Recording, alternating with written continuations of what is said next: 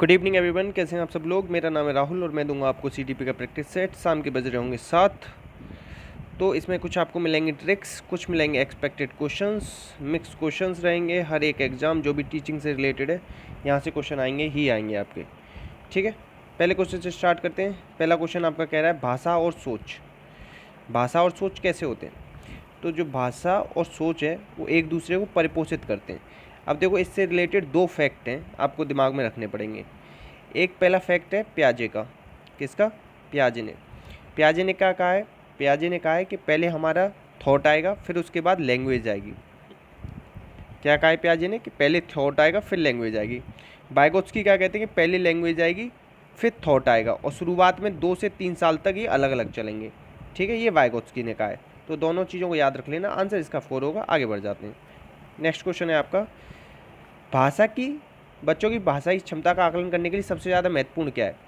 तो देखो, संदर्भ में उस कभी भी संदर्भ से रिलेटेड पूछ लेना, कह दे कि संदर्भ में उसका आकलन करना है, तो सबसे बेस्ट होता है। तो प्रत्येक बच्चे के संदर्भ में उसका आकलन करना सबसे बेस्ट है। इससे क्या होगा? व्यक्तिक भिन्नता के बारे में भी हम थोड़ा सा उसके में जान पाएंगे। तो संदर्भ में उसका आकलन करना सबसे बेस्ट है। अब ऐसे समझो कि अभी मैं बात कर रहा हूँ, बात करते करते ही उसी से संदर्भ में उससे कुछ क्वेश्चन पूछने लग जाऊँ बच्चे से। ठीक है, तो वहाँ पे भी मैं उसका आकलन कर सकता हूँ। तो आंसर हो जाएगा बी।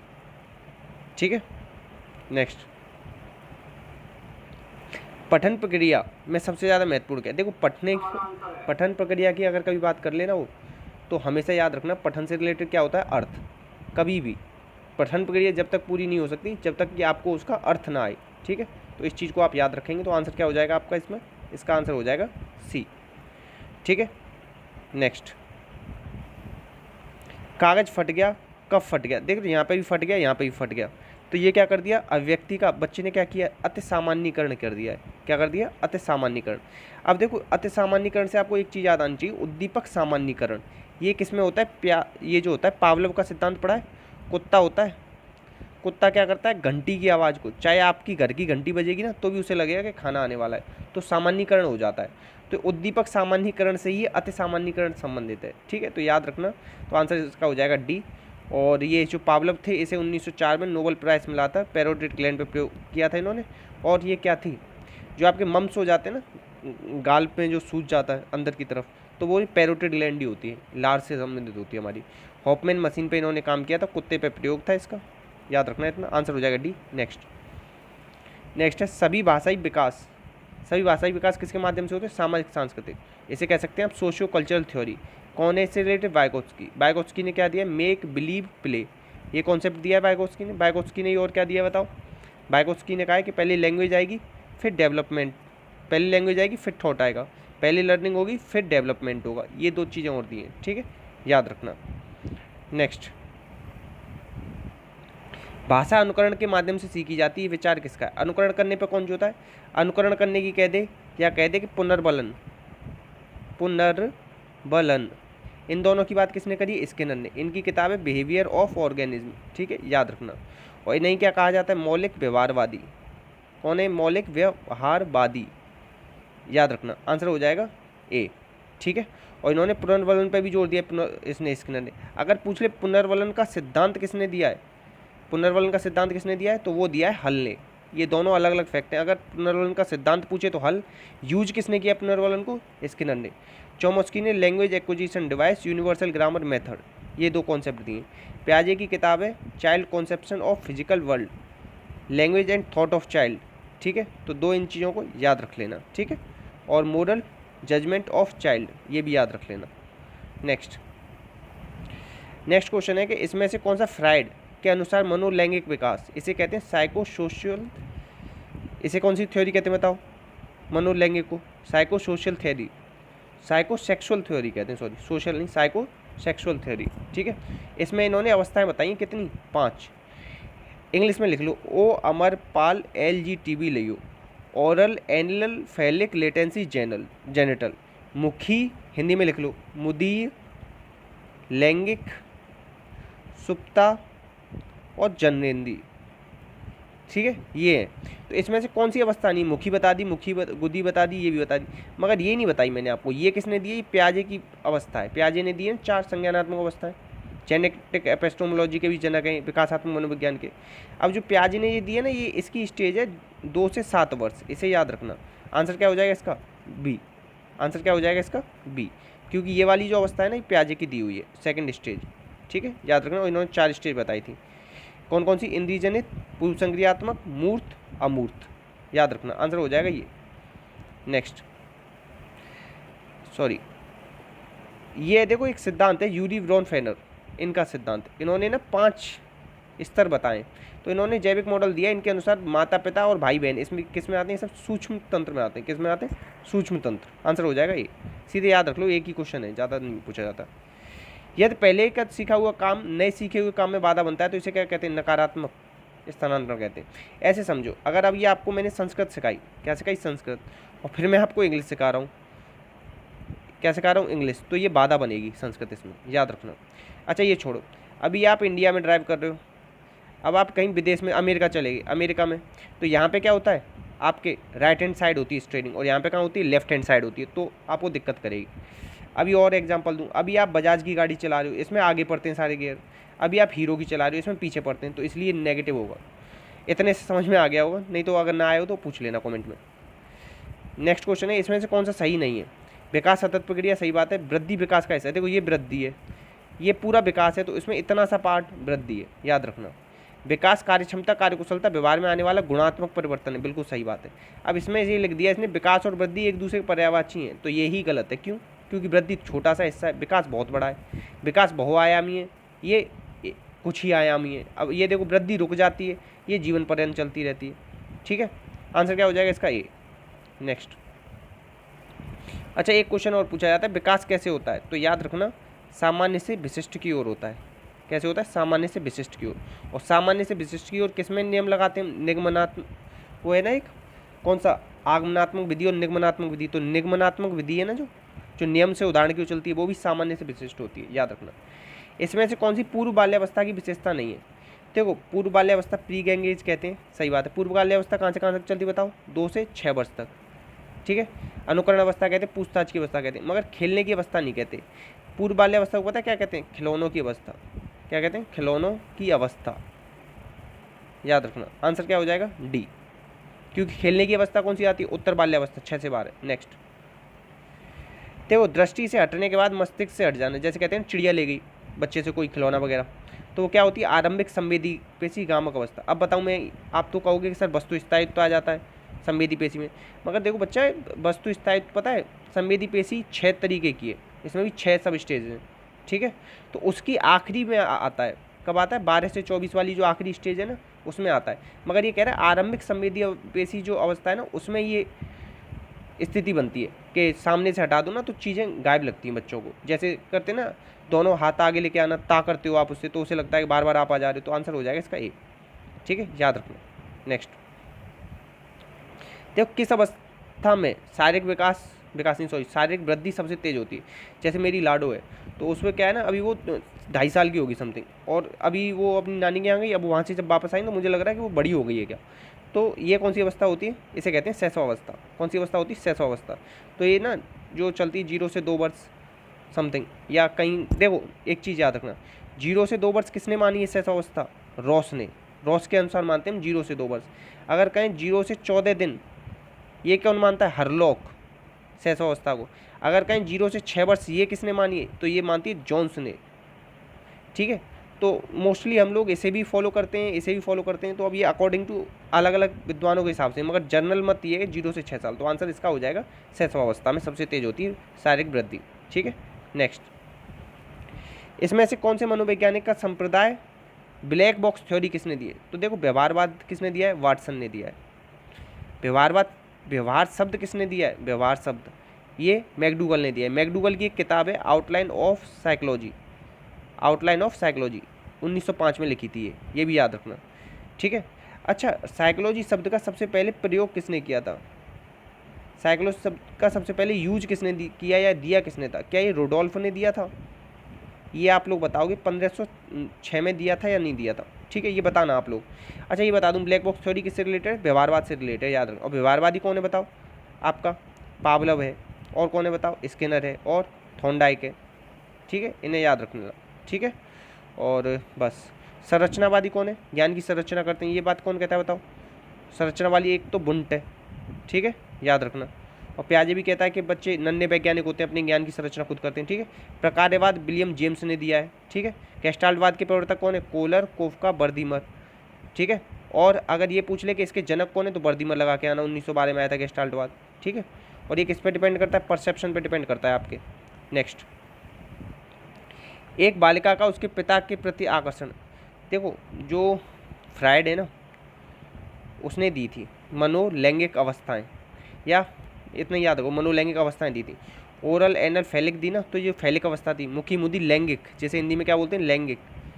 और ये किससे कितने से कितने वर्ष तक चलती है बताओ? 3 से 6। इस अवस्था में ना जो लड़की होती है उसको अपने पिता के प्रति आकर्षण होता है, इसे कहते हैं इलेक्ट्रा। लड़की का नाम लग रहा है ना इलेक्ट्रा, इस तरीके से। अगर ये कह देता है एक बालक को अपनी माता के प्रति, तो वहाँ आ जाता है आपका ओडिपस। ओडिपस किससे रिलेटेड? लड़के से रिलेटेड। दोनों कब आती हैं? 3 से 6। और ये क्या किस में आती हैं? लैंगिक अवस्था में। इंग्लिश में क्या बोलते हैं? फैलिक, फैलिक बोलते हैं, ठीक है, याद रखना। आंसर हो जाएगा ए। अच्छा एक चीज़ और याद कर लो, फ्रायड की एक किताब है the psychopathology of everyday life, ऐसे ही धीमे धीमे करके याद हो पाएंगी आपको, ठीक है। और एक है द साइकोलॉजी ऑफ अनकॉन्शियसनेस, ये इनके जो शिष्य थे ना युंग, उसकी किताब है, इसे भी याद रख लेना, बहुत पूछी जाती है किताब। नेक्स्ट, किस मनोवैज्ञानिक का मानना है कि सीखने का अर्थ है ज्ञान का निर्माण करना? ये प्याजे कहते हैं। इन्हें क्या कहते हैं? First wave of constructivist. और बायगोत्स्की कौन से? Second wave of constructivist. और थर्ड वेव ऑफ कौन है? ये पावलव है, याद रखना। और इन्हें क्या कहते हैं? Radical constructivist. और इन्हें क्या कहते हैं? सोशल कंस्ट्रक्टिविस्ट, ठीक है। अच्छा इन्होंने कुर्ट लेविन ने 4 स्तर बताए थे। कितने बताए थे? 4 स्तर बताए थे सीखने के। और देखो इन्होंने कहाँ के? ये जर्मनी के। ये क्वेश्चन आज मेरे में आया था और मैं गलत करके आया हूँ इसे, ठीक है। मैंने आज एक मुक टेस्ट दिया था ना, उसमें मेरे से गलत हो गया, तो इसे याद रखना। कोर्ट लेविन कहाँ के थे? जर्मनी के। और ये भी किस में आते हैं बताओ? ये इन्हें हम गेस्टाल्टवादी संप्रदाय में भी रख लेते हैं, ठीक है, याद रखना। आंसर क्या हो जाएगा इसका? ए। आंसर क्या हो जाएगा? ए।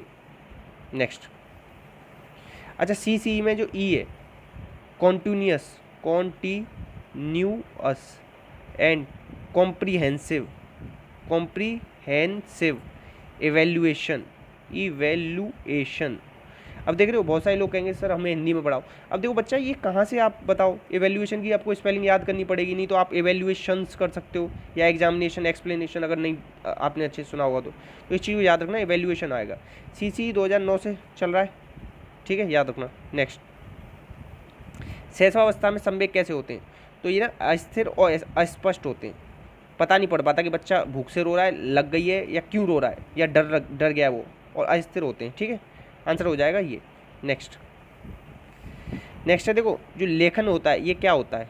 और ये नहीं है, लेखन एक प्रक्रिया है, कोई उत्पाद नहीं है, ये कंटिन्यू चलती है, आंसर हो जाएगा बी। नेक्स्ट, एक प्राथमिक शिक्षक के माध्यम से पढ़ाने का परिचय। देखो ऐसे समझो, एक प्राथमिक शिक्षक के माध्यम से पढ़ने का परिचय देना चाहिए। किसके पढ़ने का परिचय देना चाहिए बताओ? तो पिक्चर बुक के हिसाब से। देखो अब जैसे आम होता है, आम में क्या होता है? आम इतना सा लिखा होता है, मगर इसका ही इतना बड़ा सा आम, पता नहीं, मेरे से तो आम बनेगा भी नहीं। मेरे तो 58 नंबर है, किस में? 10th में, समझ रहे हो? इतने गंदे नंबर आए होंगे आज तक किसी की ड्राइंग में। तो आम लिख दिया, उसके साथ में बहुत बड़ा आम बना के दे दिया। तो हम जब भी बच्चे को पढ़ाना सिखाते हैं ना, छोटे बच्चों को, तो पिक्चर बुक के हिसाब से सिखाते हैं। कभी भी बच्चों की किताब देखना, बच्चे की कोई किताब देखोगे ना, उसमें हद से ज़्यादा चित्र बने होंगे, और बहुत ही छोटा, मतलब एक आध शब्द लिख दिया, बहुत बड़ा चित्र बना दिया। चित्रों पे बहुत ज़्यादा जोर है, कोई सी भी किताब देखना बच्चों की आप, आंसर हो जाएगा ए। नेक्स्ट, अच्छा देखो एक ये स्टेज होती है स्क्रैबलिंग स्टेज, हिंदी में ऐसे ही लिख के आ जाता है।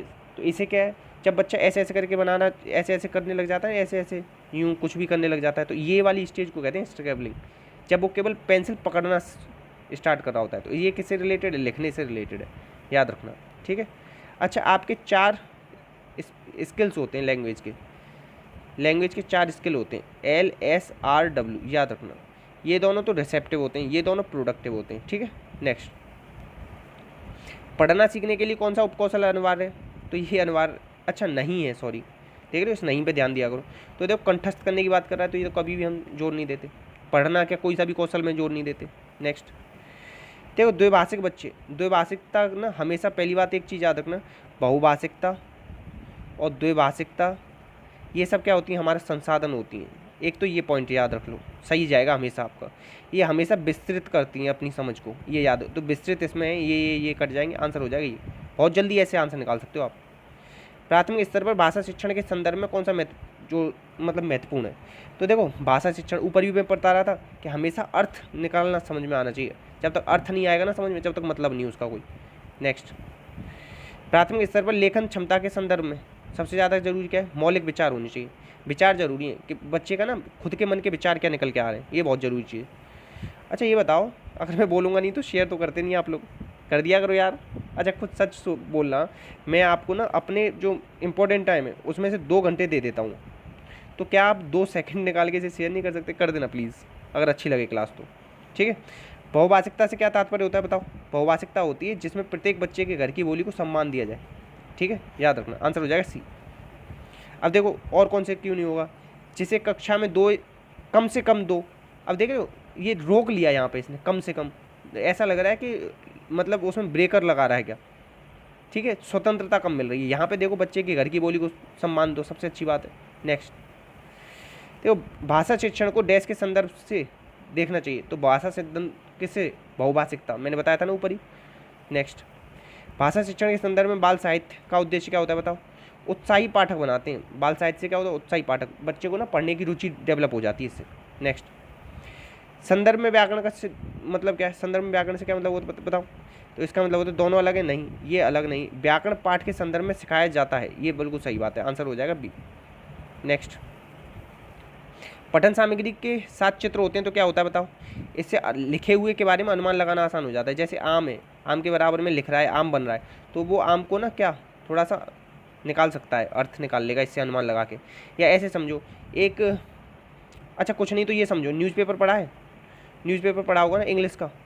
इंग्लिश का जब न्यूज़पेपर पढ़ते हो ना, तो ये इतना सारा न्यूज़ लिखी हुई है, ठीक, और यहाँ पे एक चित्र बना हुआ है, तो ये समझ में नहीं आती ना, तो आप यहाँ पे एक 2 पुलिस वाले हैं, एक चोर को पकड़ के लेके जा रहे हैं, तो आप कुछ ना कुछ कहानी आपने दिमाग में बना लोगे कि ऐसा ऐसा हुआ होगा, तो अनुमान लगा लेते हो आप किससे, जो भी पठन सामग्री होती है उसके साथ अगर जो चित्र होता है उससे। ठीक है, अच्छा लगा हो, रियल लाइफ एग्जाम्पल लगा हो तो प्लीज़ शेयर करना दोस्तों में।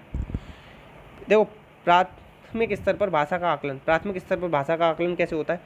देखो पोर्टफोलियो क्या होता है, क्रमिक प्रगति के बारे में बताता है, के बारे में बताता है किसकी, बच्चे की, तो पोर्टफोलियो के माध्यम से करते हैं। नेक्स्ट, जब बच्चे भाषा के विभिन्न विषय पढ़ते हैं तो क्या करते हैं, साथ साथ भाषा भी सीखते हैं। क्या करते हैं, साथ साथ भाषा भी सीखते हैं।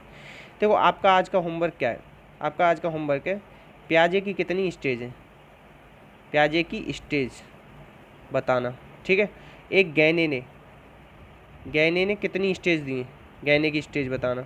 अच्छा ये क्वेश्चन है मेरा, condition of learning, condition of learning, learning ये किताब किसकी है, ये बुक किसकी है, ये आप बताना। ठीक है, इतने ये क्वेश्चन आपके हैं, तो प्लीज़ सबसे बहुत ही अनुरोधपूर्ण एक सेंटेंस इसे शेयर करना, आप लोगों के लिए वीडियो बन रही है, इसे प्यार करो, समझो, कुछ ना आए तो कमेंट बॉक्स में पूछो, मगर प्लीज़ ज़्यादा से ज़्यादा दोस्तों को शेयर करो। इसी के साथ जय हिंद, जय भारत।